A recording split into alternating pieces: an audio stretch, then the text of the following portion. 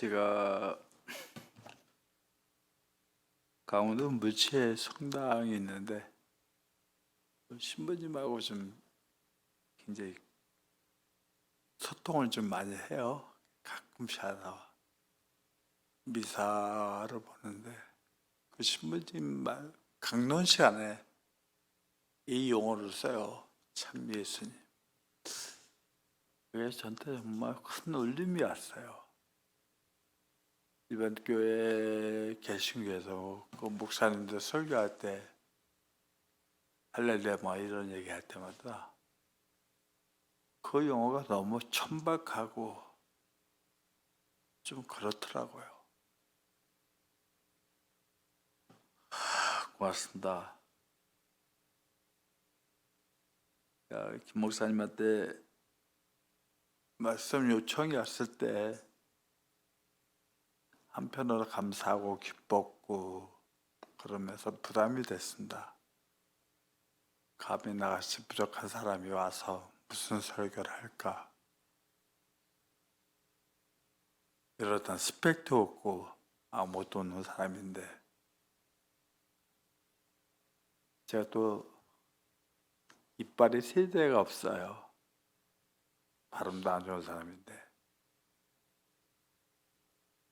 제가 강원도 양양에서 목회한 지가 한 6, 7년 되는데 교회 건물 없이 한 12명, 13명 아는 카페에서 이렇게 예배드리고 있습니다. 근데 그분들이 강원도 양양 속초 고성에서 나름대로 좀 생각을 갖고 한번 살아보자고 한 분들이 만들어서 교회를 개척했습니다. 18년 동안 목회하면서 매도 맞아보고요. 빨갱이라고.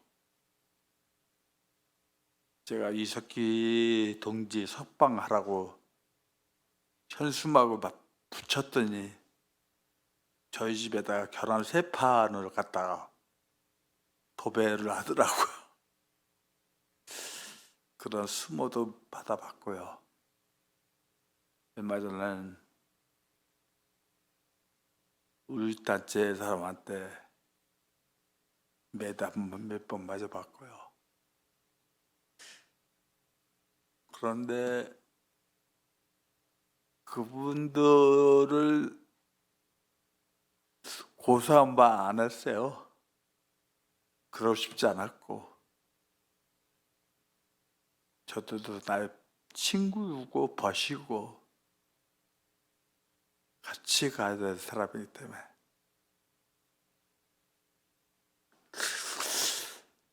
제가 김경호 목사님 뵌 지가 벌써 86, 7년도에 아니 90 홍 목사님이 향년교회 계실 때 그때도 찾아뵀었고 워낙 홍 목사님은 워낙 유명하신 분이기 때문에 근데 홍 목사님을 제가 처음 만난 게 홍군수 목사님이 국가법원으로 구속이 됐을 때 저도 이제 구속이 돼서 고등법원에서 이제 항소 재판을 받으러 갔는데 저는 그때 영등포에 있었고 홍 목사님은 서울에 있었던 걸로 기억나요. 근데 재판 과정에서 대기실이 있어요. 거기에서 제가 홍 목사님 만났어요. 홍 목사님이 1년여인가 2년인가 살고 나오셨죠. 그리고 나서 홍 목사님께서 나오셔서 먼저 나오셔서 어느 날 갑자기 교목가에서 저를 부르더니 소포가 왔다고 하더라고요. 홍군수 목사님께서 쓰신 기독교와 정치라는 책과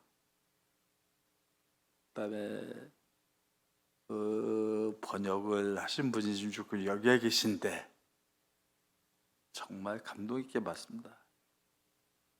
제가 연대신과에서 신학을 하면서 경제윤리를 우리가 안 했어요.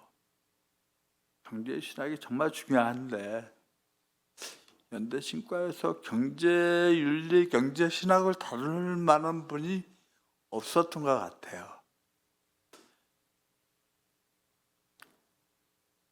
홍무성 목사님과 이승무 장로님께서 번역하신 하느님의 경작이라는 더글라스 책이 2권이었더라고요. 그 책을 보고 얼마나 감사했는지요. 그래서 제가 이런 분이 우리 연대신과에서 신학을 가르쳤다면 우리 연대신과가 좀 바뀌었을 텐데, 근데 마침 여기 장로님이라는 얘기 듣고 깜짝 놀랐습니다. 그리고 이제 유승무 장로님께서 번역하신 책들을 카우프스키의 그리스도교의 기원이라는 책을 보면서 그 내용에 전적으로 동의하는 사람이 한 사람이에요.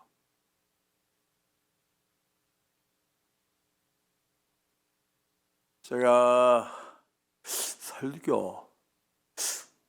설교라기보다도 제가 만난 예수님이 어떤 분인지 잠깐 그분을 좀 소개하고자 합니다. 제가 여기 유튜브 보니까 워낙 훌륭하신 분들이 많이 오셔서 말씀도 하시고 나서 설교라는 얘기가 저한테는 적합하지 않은 것 같아요. 그래서 저는 제가 만난 예수, 제가 고백하는 예수가 어떤 분인지 좀 잠깐 그분을 좀 얘기하고자 합니다. 신학교 다닐 때 김호시 목사님께서 설교학을 강의하실 때 설교하는 자는 듣는 자가 돼야 된다, 그런 얘기를 한 적이 있어요. 말하지 말고 들어라. 그 말씀이 이제 공감이 됐어요. 그래서 좀 말보다 제 신앙의 고백 좀 하고자 합니다. 전 굉장히 보수적인 집안에 태어났고요. 태어날 때부터 몸이 조금 안 좋았어요. 근데 이제 모친은 교직에 계셨고 부친은 신학을 하셨는데 공직에 들어가셔서 공직 생활을 하셨죠. 그리고 원래부터 저는 이제 목회자로서 좀 그 삶을 좀 살고 싶었고요. 연대 신과를 갔습니다. 근데 맨 처음에 좀 이해가 안 갔어요. 왜 목사도 담배를 피우고 술 먹고 저렇게 대모를 하고 그래야 되나. 기도하고 제 기억으로 김경호 목사님의 스승이시고 전뜻도 은사이신 문상희 교수님께서 저를 굉장히 이뻐하셨어요. 제가 교과서는 안 갖고 다녀도 이 성서를 갖고 다녔어요. 그리고 강의하기 전에 성서를 2장 3장 보고, 그리고 대학 다닐 때 제가 1, 2학년 때 내비게이터라는 그 모임에 활동을 같이 했었죠. 그래서 문상희 교수님이 정말 이뻐하셨어요. 아, 이놈 훌륭한 목사 되겠구나. 그러다가 제가 2학년 때부터 목일동에 조그만 그리스도교회 교육전도사로 이제 일을 했는데, 마침 전두환이가 올림픽을 치른다고 해서 목동이 이제 김포공항 입구니까 목일동이 굉장히 좀 지져 철거를 했죠. 근데 거기에 사시는 분들이 굉장히 좀 그 당시 사회적 약자였습니다. 근데 마침 저희 교회 한 집사님께서 저처럼 장애자인데 남편과 이혼하시고 따님 혼자 키웠는데 이분이 이제 철거를 당하면 갈 데가 없는 거예요. 그래서 철거는 시작했고요. 제가 알기로는 우리나라 빈민운동 사건 중에서 가장 큰 사건이 목동 철거민 사건으로 알고 있습니다. 13분이 돌아가셨기 때문에. 그 중에 한 분이 저희 교회에 나오는 집사님께서 자살을 하셨어요.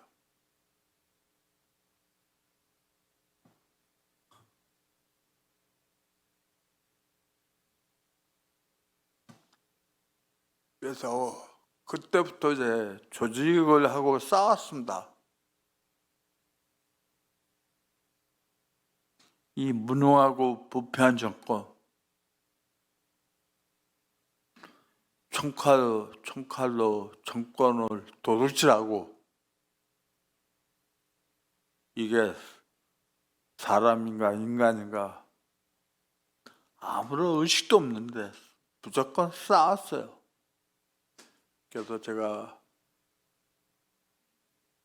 목동 철거민 사건으로 국가보안법 3조 이적단체 활동 및 가입, 그다음에 공모집행방해, 그다음에 방화 2년 받아서 이제 공주에 가서 살고 나왔죠. 그리고 다시 공주에 살면서 거기에서 제 신학이 바뀐 것 같아요. 족제 선암동 선생님께서 쓰신 전환기 시대 신학을 보면서 족제 선암동 선생님께서 그리스도는 철저한 막술주자다 이런 얘기를 하신 것 같아요. 그리고 거기에서 우리에게 몰두만의 희망의 신학을 얘기하셨는데 깜짝 놀랐어요. 그리고 저의 신앙의 아버지고 저의 영원한 40년의 은사신 김김준 목사님께서 번역하신 십자가에 달리신 하나님의 책을 보내주셨는데 그 책을 4번을 봤어요. 나와서 내가 몰두만 신학을 한번 해보자. 나와서 공부를 계속하면서 계속 운동을 했습니다. 그리고 대학원 2학기 때 노동운동을 하면서 산호맹 조직에 가입을 했습니다. 그리고 거기 염청동에서 노동자들을 모아놓고 아티칼로 된 잡아놓은 글들을 가지고 같이 거기서 학습하면서 그러다가 노태우 정권이 전제와 범쟁이라는 폭언을 한 다음에 제일 먼저 탄압한 게 산호맹 사건입니다. 그래서 그 당시 산호맹 사건이 구속된 사람만 147명입니다. 그리고 불구소로 한 200여 명이 재판을 받고 있었고, 근데 국가보안법은 2가지 조항이 있습니다. 3조와 7조가 있습니다. 3조는 이적단체고 7조 1항은 반국가단체입니다. 이적단체는 3년 이하의 징역이고 반국가단체 7조는 3년 6개월 이상입니다. 구형 10년이 나오는데 판사가 마지막에 할 말이 없냐라고 얘기하길래 내 인생 끝났구나. 저는 80초에 앞제비가 될 바야 나는 철저한 무산계급의 계급투쟁의 혁명가가 되겠다.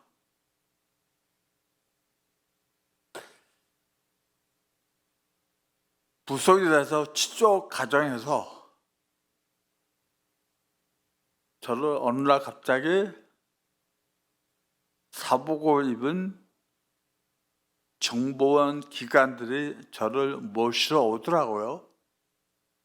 그런데 지금도 그 건물이 있어요. 영등포 여상 신길역 앞에 빨간 건물이 있었어요. 진로 본사 바로 옆에. 그 지하로 딛고 갔더니 그때부터 이제 저를 폭력을 가하고 누가 시켰냐. 그래서 이제 전 NL이 아니라 PD다. NL과 PD를 분간을 좀 했으면 좋겠다. 근데 이 양반들 무식하니까 그냥 무조건 다 빨갱이로 도매금으로 해석을 하더라고요. 그래서 이제 제가 수영을 안 하니까 저녁에 육개장을 미끄러 시키더라고요. 그래서 준하야, 건더기만 먹고 국물은 매우니까 먹지 마 그래요. 그렇게 했죠. 밥을 다 먹고 나서 조금 쉬었다가 사복 입은 그 수사관들이 양쪽 손에다가 테이프를 감더라고요. 청테이프를. 그리고 수갑을 채우더니 저를 꿇어 눕혀서 한 4m 되는 쇠파이프로 그 발 사이로 끼더라고요. 그리고 양쪽에서 드니까 통닭구이가 되더라고요. 그리고 두 책상이 있었는데 두 책상을 벌려놓고 거기에 딱 걸어 놓더라고요. 준하야, 너 이 육개장 국물을 네 코에다 집어넣을 건데 이거 들어 마시면 내가 살고 이거 거부하면 너 죽는다. 그러니까 들어 먹으라고. 그렇게 한 5분 정도를 육개장 국물을 콧구멍으로 집어넣더라고요. 그걸 2번 하더라고요. 못 견디겠더라고요. 그리고 마지막으로 전기 고문을 하더라고요. 의자에 앉혀놓고요. 그리고 나서 나도 살고 싶어서 제가 그 사람들이 조금 시간을 갖고 딴 일 할 때 제가 기둥 모서리에 머리를 박았어요. 그냥 40반을 꼽았어요. 그러니까 거기서 난리가 나서 병원으로 데리고 왔죠. 그리고 안 되니까 경찰로 넘기더라고요. 경찰에서 바로 위험하니까 바로 검찰로 넘기고요. 영등포 구치소로 갔는데 1심 재판에서 고문받은 얘기를 안 들어주는 거예요. 그래서 2심에서도 증인 채택을 받아주지도 않고요. 그래서 제가 판사한테 2주만 연기를 시켜달라. 그리고 제가 고문 받았다는 증거를 보여주겠다. 그리고 2주 동안 연기를 탔습니다. 그리고 탄원서는 탄원서를 쓰고, 지금은 어떤지 몰라도 제 목구멍에다 교도소는 젓가락이 플라스틱이에요. 플라스틱인데 그 플라스틱을 제가 입으로 집어넣었어요. 2개를요.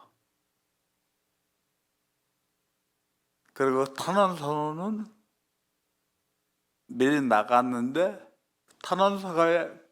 그 탄원서 내용 안에 내가 이런 식으로 고문 받았다는 입증을 하겠다. 그래서 결국 직원이 알아서 병원에 끌려가서 수술하고 재판이 한 2달 정도 연기가 됐죠. 이래도 안 믿겠냐. 결국은 3년 6개월 동안 10년이 나왔는데 최소한 6, 7년 나올 줄 알았는데 3년 6개월을 주더라고요. 근데 제가 그리스도교회 목사인데 어떻게 제가 기장 목사님들한테 너무 많은 신세를 많이 지고 있었어요. 전주를 갔는데 전주에서 어느 날 갑자기 고백교회라고 한상량 목사님이나 이강식 목사님께서 매달 영치금을 보내와요. 야, 이게 뭐냐. 그리고 나서 제가 너무너무 존경하고 너무너무 사랑하는 제 친형보다 좋아하는 형이 하나 있는데, 천안 산림교회 최영모 선배가 매달 영치금 얼마하고 신책을 매달 보내와요. 3년 6개월 내내.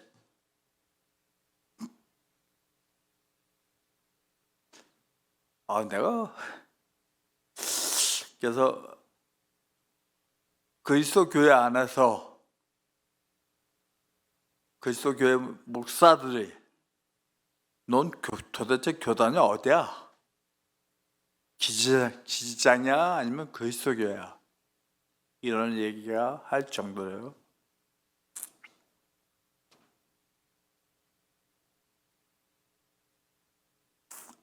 그러면서 목회를 시작하면서 제가 목회는 하되 첫째, 건물을 갖지 말자. 둘째, 10원 한 푼 사료비를 받지 말자. 내 생활비는 내가 벌어서 하자. 그래서 양양에서 지금 환경미화원으로 일을 하고 있습니다. 10년째. 아침 5시부터 오전 11시까지 동네에 있는 쓰레기장에 가서 그 쓰레기 분리 작업을 미리 다 해놔요. 파진 파지, 패티는 패티대로. 그 다음에 한 11시 되면 차가 와서 실어 가기만 해요. 그리고 오후에는 농사를 짓고요. 그리고 그 돈을 가지고 집회 현장만 있을 때마다 가서 싸웁니다. 전체 그게 예배이고 예수의 복음을 전하는 사건이기 때문에.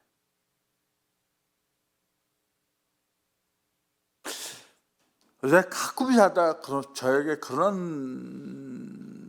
문제를 던집니다. 난 종교인인가 에클리시아인가?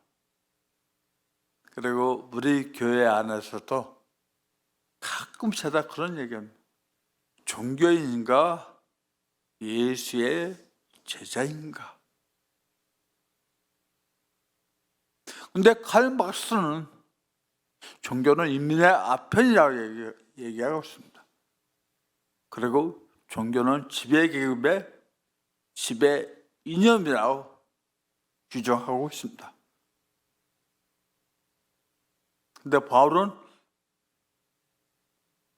하나님의 백성을 에클리시아라고 얘기하고 있습니다.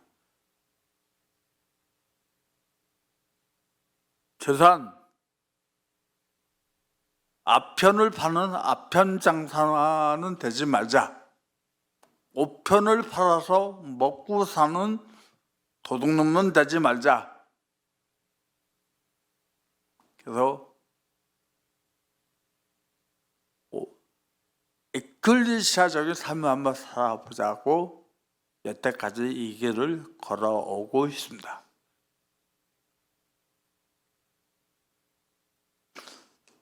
최소한 예수님의 제자는 최소한 종교인은 되지 않았으면 좋겠습니다. 지금 우리가 살고 있는 이 역사와 이 시대는 종교인을 원하는 것이 아니라 하나님의 혁명을 꿈꾸는, 하나님의 혁명을 고백하는 철저한 에클리시아를, 교회를, 이 역사가, 이 시대가 지금 끊임없이 우리에게 요청하고 있다는 것입니다. 에클리시아는 사적인 이익에 도모하지 않습니다. 에클리시아는 사적인 영역을 철저하게 부정합니다.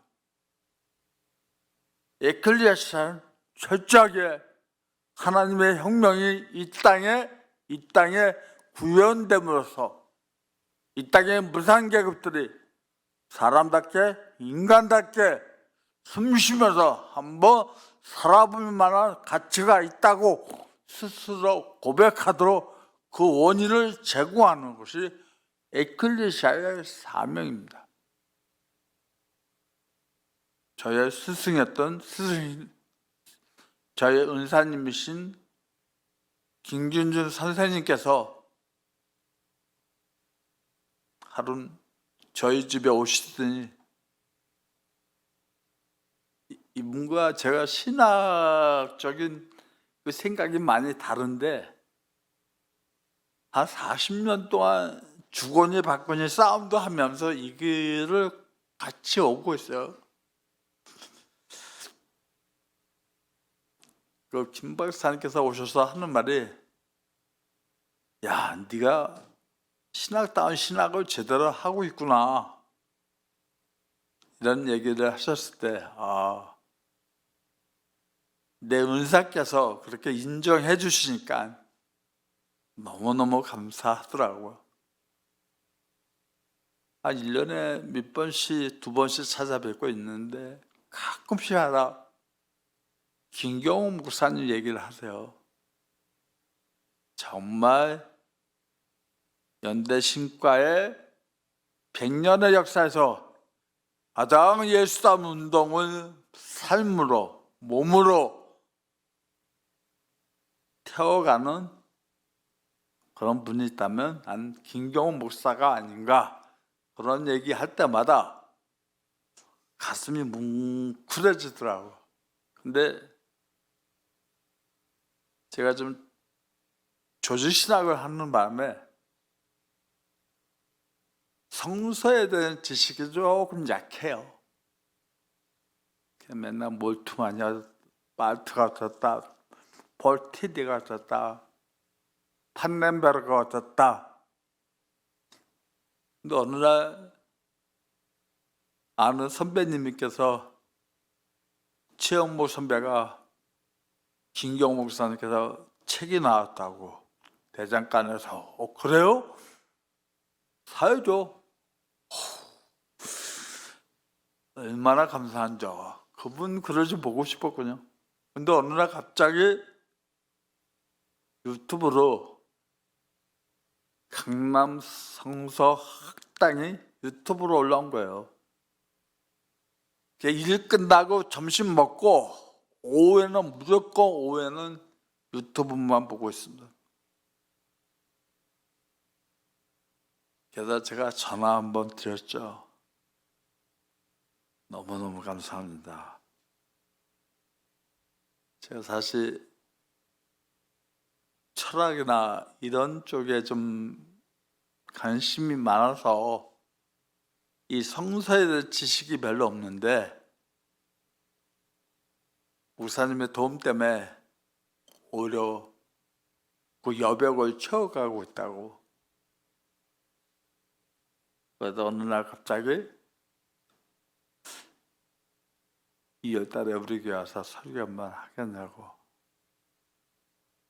제가 다른 교회라면 제가 좀 갈 수가 없었을 것 같아요. 왜냐, 저도 주 예배를 준비해야 되고.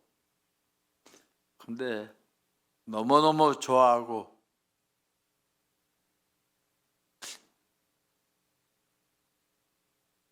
이분이 사신 한 5분의 1만 좀 살면 어떨까, 그런 모델이었기 때문에요. 그래서 승낙을 했습니다.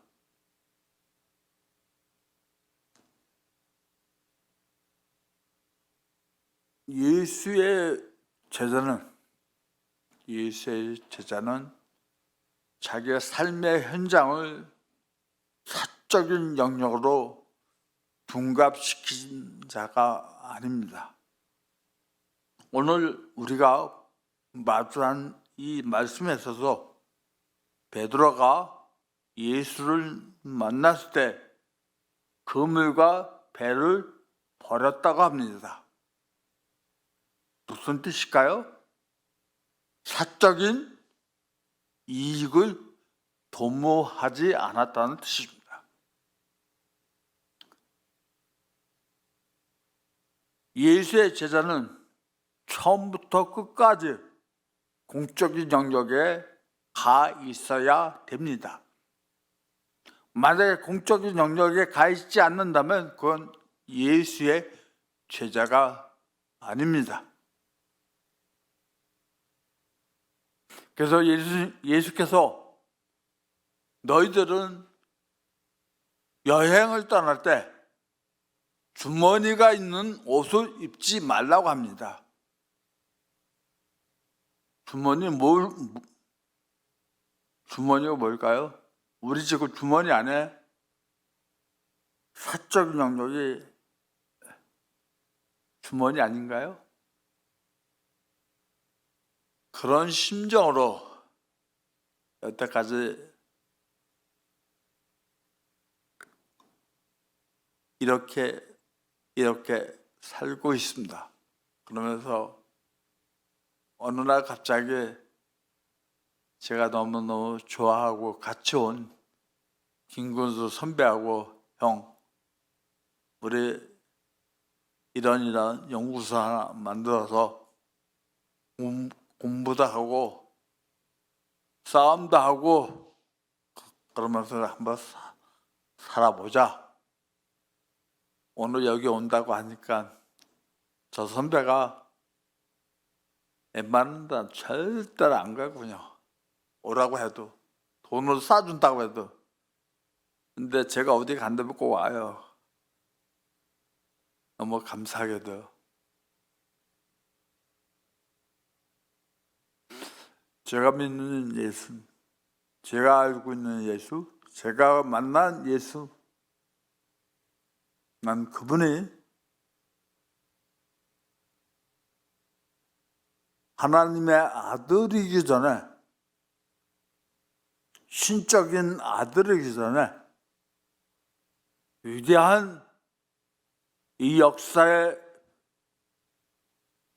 하나님의 혁명을 꿈꾸기 위해서, 하나님의 혁명을 이 땅에 만들기 위해서 자기 몸을 투신한 최초의 사회주의, 공산주의 원조라고 저는 생각합니다. 그렇기 때문에 우린 그분의 제자이기 때문에 그렇게 사는 게 정석이라고 봅니다. 이승무 장로님께서 번역하신 그리스도교회 기원에서 초대교회를 프롤레타리아의 공동체라고 표현하고 있습니다. 프롤레타리아의 공동체는 사적인 영역의 단어가 아닙니다. 그렇기 때문에 하나님의 교회는 사적인 영역의 오락장이 아닙니다. 보잘것없는 사람, 미약한 사람, 인간으로서 대접받지 못한 사람, 끊임없이 자본으로부터 내몰림을 당하는 사람들, 인간 이하에 취급받는 사람들을 일으켜 세우고 그들과 함께 더불어 사람답게, 인간답게 그 길과 그 역사를 만드는 것이 하나님의 교회가 존재하는 목적이라고 얘기합니다. 그래서 독일의 신학자인 깔바르트는 만약에 교회가 자본주의를 숭배하면 그것은 우상을 숭배하는 거라고 얘기하고 있습니다. 그리고 폴 티리는 하나님의 백성은 철저하게 사회주의 정신으로 돌아가야 된다고 외치고 있습니다. 이것이 제 신앙의 고백입니다. 올해 딱 한갑인데요. 언제 어떻게 갈지 모르지만 이 정신을 부여잡고 단 하루를 살더라도, 단 한 시간만 살더라도 사람답게, 인간답게 그렇게 한번 살고 싶은 게 제 소원이고 꿈입니다. 최소한 예수를 팔아서 내 사적인 이익을 도모하는 마약장이는 더 이상 되지 말자는 게 제 기도의 제목입니다. 그 중심에 강남 향림교회가 있어서 정말 감사합니다. 든든합니다. 그래서 강남 향림교회를 독일의 철학자인 에어리슨 블루는 이런 위로를 우리에게 던져주고 있습니다. 종교가 있는 곳에 희망이 있고 희망이 있는 곳에 종교가 있다라고 얘기합니다.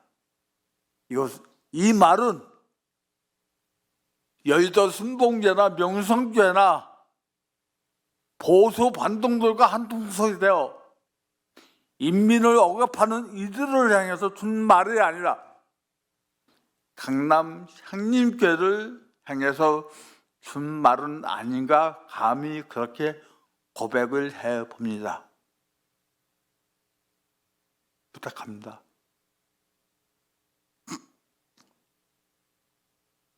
보잘것없는 사람들, 인간이야로 취급받는 사람들, 가진 것이 없어서 내 인생을, 내 삶을 이제 포기해야 되지 않나? 가진 것이 없어서 이제 내 인생을 좀 접자라고 한탄하면서 살아가는 그들에게 벗이 되주고 동지가 되주고 그들의 이웃이 되는 강남 향림교회가 되기를 성부와 성자와 성령의 이름으로 부탁합니다. 기도하시겠습니다. 하나님, 하나님께서 이 땅에 아무것도 없는 사람들, 보잘것없는 사람들, 가진 게 없어서 멸시와 조롱, 인간으로서 존엄조차 받아볼 수 없는 사람들의 이웃, 친구, 동지가 되기 위해서 당신이 이 땅에 직접 오셨습니다. 그리고 우리 입으로 그 길을 같이 하자고, 그 길을 같이 동반하자고 우리를 주님께서 부르셨습니다. 우리가 그 길에 동참하는 우리의 신앙의 모습이 되도록 준 도와주십시오. 모든 말씀 우리 주 예수 그리스도의 이름으로 간절히 기도합니다.